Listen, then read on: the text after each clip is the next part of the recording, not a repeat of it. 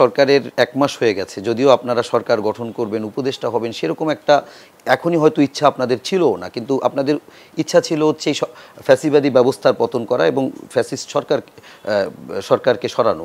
সেই আন্দোলন করতে গিয়ে দেখা যাচ্ছে যে দিন শেষে আপনি এবং নাহিদ আপনারা দুজন খুবই কম বয়সে গুরুত্বপূর্ণ বেশ কয়েকটি মন্ত্রণালয়ের দায়িত্বও পালন করছেন।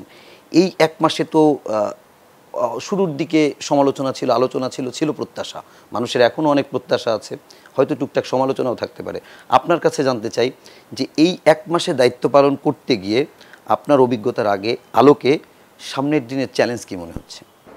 সব কিছুই চ্যালেঞ্জ হিসেবে আমরা নিয়েছি।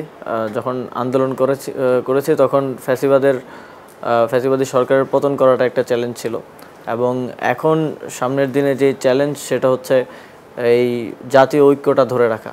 যে জাতীয় ঐক্যের ভিত্তিতে ফ্যাসিবাদী সরকারের পতন হয়েছে, সেই জাতীয় ঐক্যটাকে ধরে রেখেই এই ফ্যাসিবাদী যে ব্যবস্থা বাংলাদেশে, সেই ব্যবস্থার বিলোপ সাধন করাটাই এখন সবচেয়ে বড় চ্যালেঞ্জ।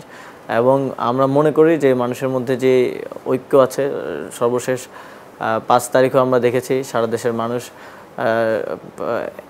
১ মাস উপলক্ষে নেমে এসেছে এবং তারা তাদের দাবিগুলো ব্যক্ত করেছে যে খুব দ্রুত সময়ের মধ্যে যাতে এই ফ্যাসিবাদী ব্যবস্থার বিলোপের দিকে আমরা এগিয়ে যাই। আমরা দেখছি যে আমাদের যে বুদ্ধিজীবী সমাজ আছে, সুশীল সমাজ আছে, তারাও নানা সভা সেমিনার থেকে বলছেন যে কীভাবে আমরা সংবিধানকে ঢেলে সাজাতে পারি। তো আমরা মনে করি এই কথাগুলো আরও আসা উচিত।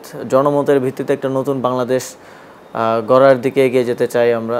এখানে আমাদের রাজনৈতিক সংশ্লিষ্টতা, কোনো বড় রাজনৈতিক দল থেকে না হওয়ার কারণে এটা আমাদের একটা পজিটিভ দিক যে আমরা আসলে মানুষের যে আশা আকাঙ্ক্ষা সেটার প্রতিফলন করতে আমাদের কোনো প্রতিবন্ধকতা নেই। তো আমরা মনে করি মানুষের দিক থেকে, জনগণের দিক থেকে সেই কথাগুলোকে নিয়ে আসা এবং কেমন বাংলাদেশ জনগণ চায় সেই কথাগুলো আসলে সেই রূপরেখা নিয়ে আমরা ভবিষ্যতে কাজ করে যাব।